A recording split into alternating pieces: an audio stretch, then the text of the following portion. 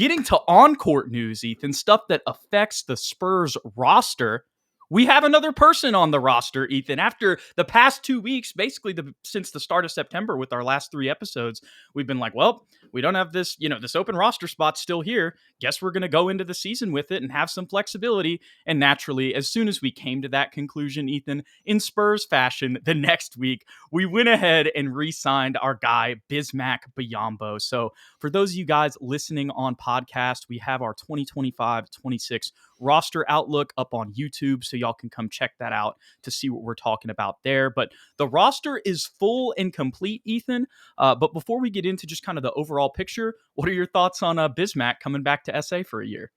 Dude, I love Bismack Biyombo. We joked about it, lightheartedly, but in all honesty, I don't think either of us would have been upset if he had been probably the third string. Maybe we would have been slightly upset had he been the Yeah, predominant backup center.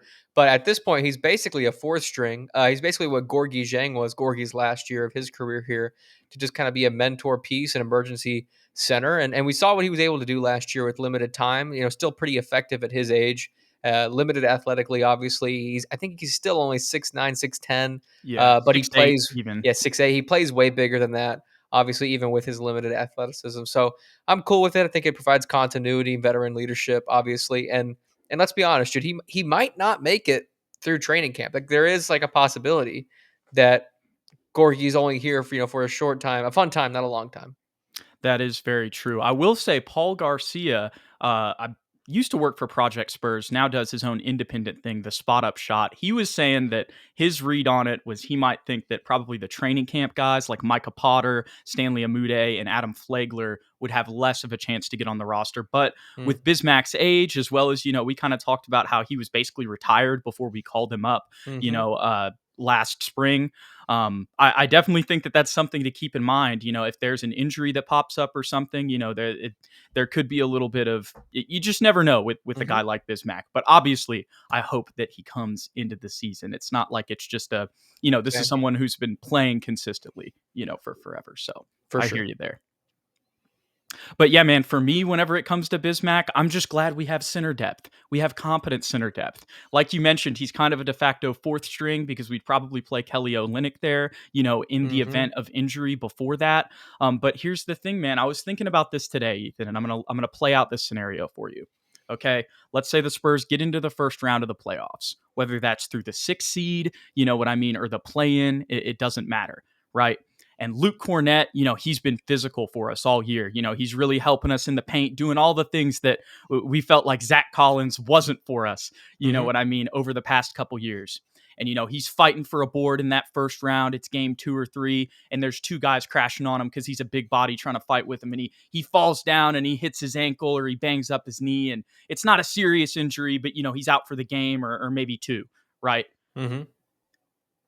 If this was last year, this would be, center Sohan time. You know what I mean? Or Harrison Barnes or freaking Keldon. You know what I mean? Those would be our options. Maybe even Champagny or Mamu, right? Mamu probably would have been the option in this situation.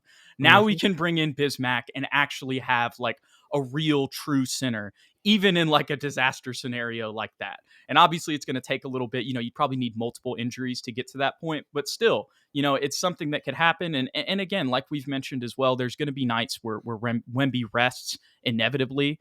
And if that coincides with the time that like Kelly Olynyk's dealing with something, this allows us to still have competent rotations and not have to throw some forward on like Zach Edey. As much as I've used that example forever, that image of Jeremy Sohan like on Zach Edey just sticks in my head. But whatever center, who's 7 foot plus, like you said, Bismack Biyombo is undersized for a center, but he plays a lot bigger than his height, and he's like a true center. We're not throwing a wing out there, trying to play a true big.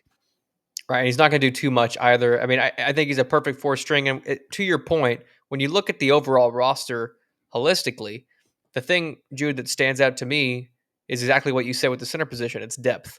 And when you look at the playoffs and you look at the teams that had success late in the year, they had multiple guys at different positions with lots of versatility. And I think for the first time, we got nights, Jude, where we can have third stringers playing meaningful minutes, maybe even in the starting lineup, where we feel like we have a real shot at winning the game. When's the last time we really felt like that? You know what I mean? If there was Oh, one injury absolutely. to our starting lineup last year or the year before, it's like, all right, well, let's just hope we see some meaningful things from some of our young guys. Right.